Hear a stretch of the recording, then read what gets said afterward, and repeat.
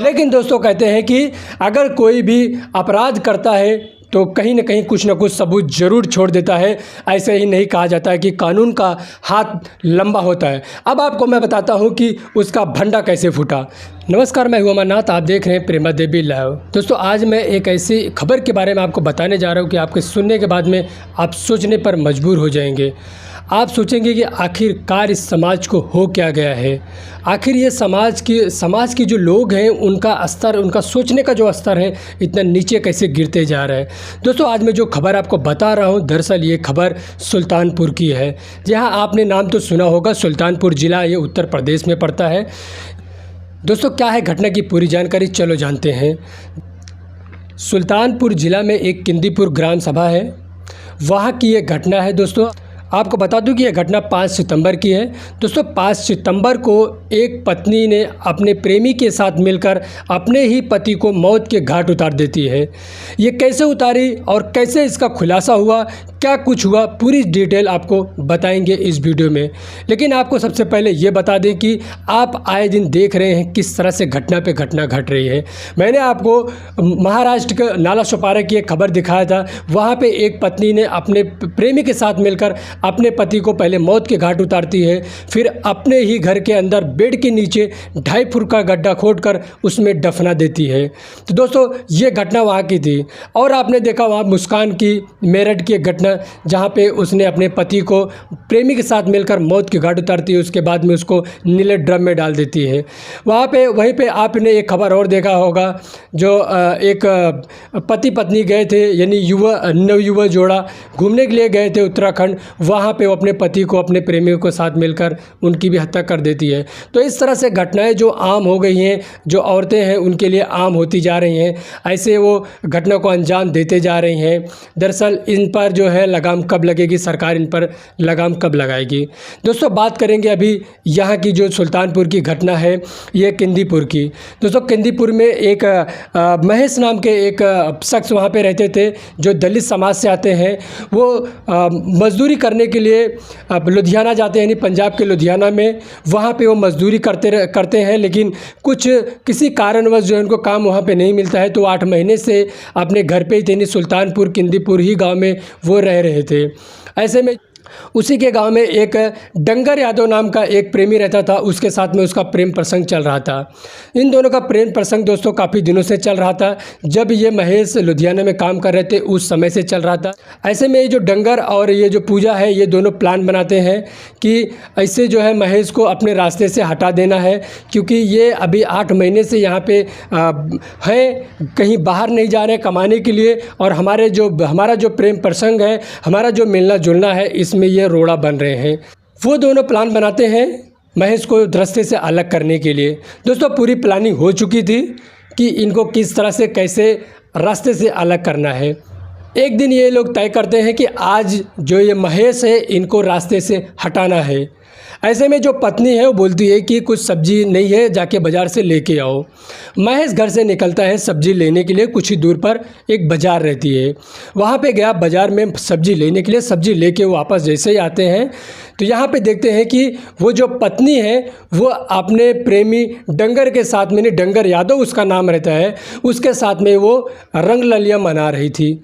तो जो महेश है इन दोनों को आपत्तिजनक में देख लेता है, काफ़ी भला बुरा बोलता है।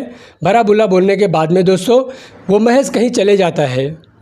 ऐसे में जो पत्नी है वो फ़ोन करके थोड़ी देर के बाद फ़ोन करती है महेश के पास कि कहाँ पे हो। महेश गुस्से में जवाब देता है कि मैं यहाँ पे हूँ। वो पूछती है कितनी देर में आओगे। वो बोला तुम लोग खाना खाओ, मुझे जब आना होगा तो मैं आ जाऊँगा। ऐसे में कोई भी पति रहेगा तो गुस्से में और नाराज़ तो रहेगा ही, तो उसने भी वही किया। उसने बोला कि तुम लोग खाना खाओ, मैं आऊँगा। आपको बता दूं कि जो महेश है उनको 2 बच्चे भी हैं। एक 13 साल की बेटी है, सुंदरी उसका नाम है, और एक दूसरा उसका एक बेटा है जो 8 साल का है, उसका समर नाम है, यानी 2 बच्चे भी उसके हैं। तो ये क्या करती है कि फ़ोन करके पूरा डिटेल लेती है। डिटेल लेकर वो बोलती है कि नहीं आ जाओ, ऐसे मतलब काफ़ी उनको अच्छे से बात करते, प्यार से बात करने लगती है कि नहीं आ जाओ। तो ये क्या करता है, गया रहता है वहाँ पे, और ये काफ़ी दारू पी लेता है। दोस्तों उसको ये गम भुलाने के लिए नहीं, पत्नी की इस तरह की हरकत देखने के बाद में वो दारू पीता है।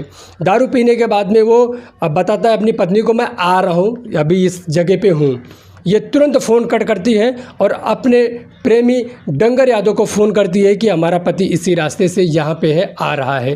डंगर पहुँचता है वहाँ पे, रास्ते में एक बगीचा पड़ता है, उस बगीचे में जो है वो खड़ा रहता है डंगर।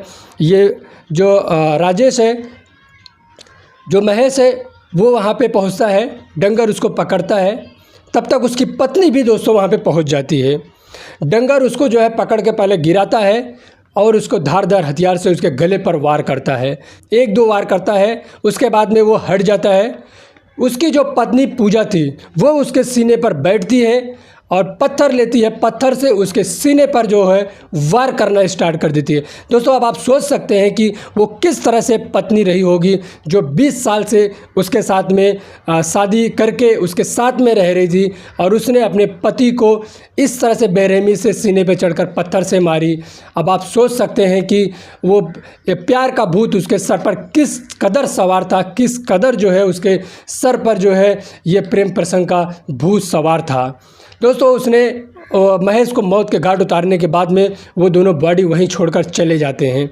दूसरे दिन जब सुबह होती है तो एक किसान को वो बॉडी दिखती है, तो वो गांव में खबर देता है, प्रधान को खबर देता है। ऐसे देखते देखते ये खबर आग की तरह फैल जाती है, यहाँ तक कि वो महेश के घर पे भी खबर पहुँचती है। तो उसकी पत्नी रोने का नाटक करती है। आप ये वीडियो देखिए किस तरह से वो नाटक करके क्या नाटक कर रही है।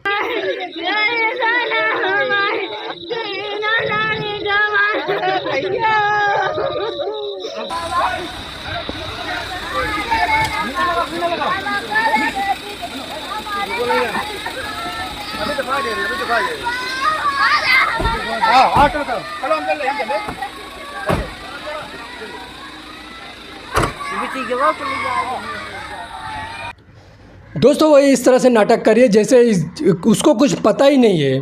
लोग उसकी बातों से विश्वास भी कर रहे हैं कि सच में इसके पति का मर्डर हुआ है, इसके पति को किसी ने मार दिया है। लेकिन दोस्तों कहते हैं कि अगर कोई भी अपराध करता है तो कहीं ना कहीं कुछ ना कुछ सबूत ज़रूर छोड़ देता है। ऐसे ही नहीं कहा जाता है कि कानून का हाथ लंबा होता है। अब आपको मैं बताता हूं कि उसका भंडा कैसे फूटा। वहां पे एक दलित नेता थे, वो वहां पे पहुंचे हुए थे उस परिवार को सांत्वना देने के लिए। सरकार से मांग कर रहे थे कि इनका जो परिवार है उनके भरण पोषण के लिए इनकी कुछ सहायता राशि दी जाए इनको। ऐसे में जब उस पत्नी के पास वो पहुंचते हैं तो उन्होंने कहा कि हमें पता चल गया है कि हत्यारा कौन है। इतना सुनते ही पत्नी बिलक बिलक कर रो रही थी, वो चुप हो गई, शांत हो गई। लेकिन दोस्तों तब तक वो जो दलित नेता थे वो कुछ और बात बोलते हैं। तब तक इसको समझ में आ जाता है कि नहीं, ये हमारी बात नहीं, ये कुछ और बात कर रहे थे। दरअसल आपको बता दूं कि जो दलित नेता थे वो बात कर रहे थे CDR की, कि उन्होंने मोबाइल नंबर इसका जो उसकी पत्नी का मोबाइल नंबर था वो पुलिस को दे दिए थे CDR निकालने के लिए। दोस्तों इसमें कई सारी पुलिस ने इन्वेस्टिगेशन किया तो कुछ पता नहीं चला। तो ऐसे में शक हुआ कि इसकी पत्नी का नंबर निकाला जाए, उसको पहले ट्रेस किया जाए।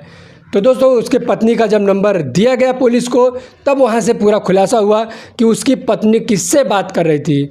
दिन में कम से कम 100 बार बात कर रही थी ये जो डंगर यादव था उसके साथ में। और उसके बाद में लेटेस्ट उसने जब बात की थी उसी दिन मर्डर के ही समय, यानी रात के करीब 9 बजे की बात है ये, रात 9 बजे के पहले उसने डंगर से बात की थी। और उसने क्या बात की थी वो भी पुलिस ने पूरा CDR में पता किया और निकाल लिया। वहाँ से पता हुआ कि इसको जो है इसकी पत्नी ही असली हत्यारन है। पुलिस आई, किसी को बिना कुछ बताए उसकी पत्नी को उठाया, पुलिस थाने लेके गई और उसके बाद में उसका जो प्रेमी है उसके बारे में पूछताछ की, उसके वो घर का पता बताई। पुलिस उसके घर पे पहुंची, डंगर को भी उठा के लेके आई। जब डंगर को पुलिस ने कड़ाई से पूछताछ की तब जाके डंगर ने पूरा जुर्म कबूल किया और उसने बताया कि हम दोनों ही मिलकर उसको रास्ते से हटाए और ये हमारे रास्ते में ड्रोरा बन रहा था, इसके लिए हम दोनों प्लान बनाकर उसको मौत के घाट उतार दिया। तो दोस्तों इस खबर को लेकर आपकी क्या राय है? दोस्तों खबर में इतना ही, अपनी राय ज़रूर देना। मिलते हैं अगले एक नई वीडियो में। दोस्तों चैनल को सब्सक्राइब भी करना तब तक के लिए नमस्कार, जय हिंद, जय भारत।